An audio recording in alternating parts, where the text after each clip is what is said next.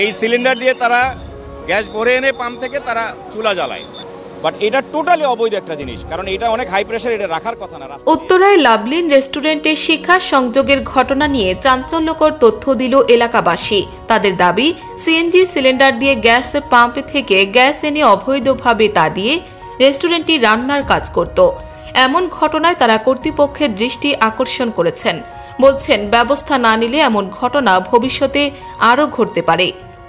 বাংলাদেশের সিএনজি অ্যাসোসিয়েশনের এক সদস্য বলেন, আমি অনেকদিন ধরেই দেখছিলাম এই রেস্টুরেন্টের সামনে সিএনজি সিলিন্ডার রাখা। সেই ছবিগুলো আমার মোবাইলে তোলা আছে। সিএনজি সিলিন্ডার দিয়ে গ্যাস পাম্প থেকে গ্যাস ভরে সেটি দিয়ে তারা চুলায় রান্না করত। সিএনজি হচ্ছে অত্যন্ত হাই প্রেসারের একটি গ্যাস। এটি দিয়ে চুলায় রান্না করার কোনো অনুমতি নেই। অবৈধভাবে তারা এই গ্যাসে দিয়ে যে চুলায় রান্না করছে, এটি কর্তৃপক্ষ কেন দেখেনি তা আমি জানি না। আমি অনেকদিন ধরে ভাবছিলাম এখানে একটি অঘটন ঘটবে, সেটি আজ সত্যি হলো। তিনি বলেন, সিএনজি সিলিন্ডার দেখে আমি একবার তাদেরকে জিজ্ঞেস করেছিলাম এটি কেন রাখা হয়েছে। তারা আমাকে জানায় এটি দিয়ে তারা রান্না করে। তখন আমি প্রশ্ন করি, এটি তো হাই প্রেসারের গ্যাস, এটি দিয়ে কিভাবে রান্না করা হয়?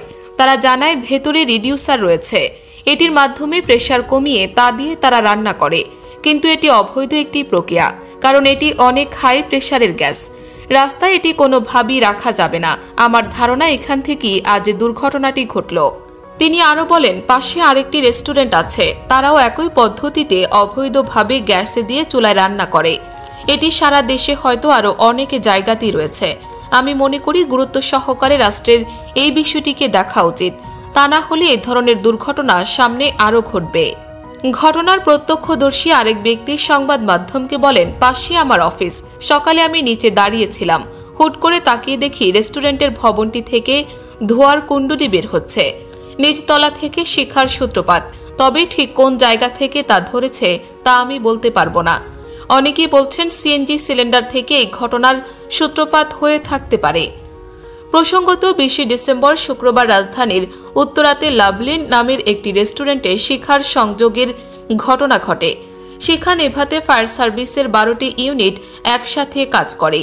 এদিন এক বিজ্ঞপ্তিতে এ তথ্য জানায় ফায়ার সার্ভিস। বিজ্ঞপ্তিতে বলা হয়, শুক্রবার সকাল 10:38 উত্তরা 12 নম্বর সেক্টরে শাহ মখদুম রোডের লাভলিন রেস্টুরেন্টে শিখার সংযোগের খবর পায় ফায়ার সার্ভিস।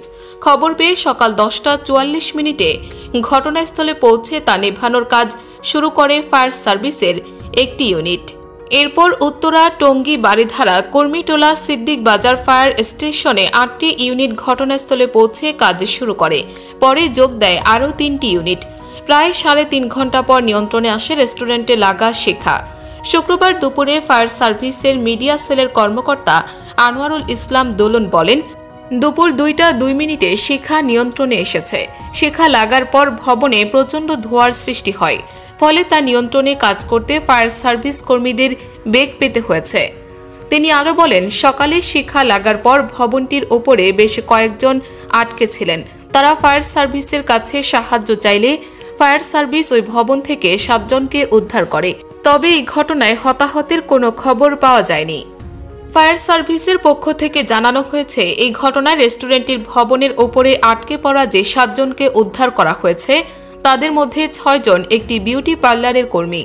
স্থানীয়রা জানায়, উত্তরা 12 নম্বর সেক্টরের নিচতলায় লাভলিন রেস্টুরেন্টের গ্যাসের লাইন থেকে শিখার ঘটনা ঘটে থাকতে পারে।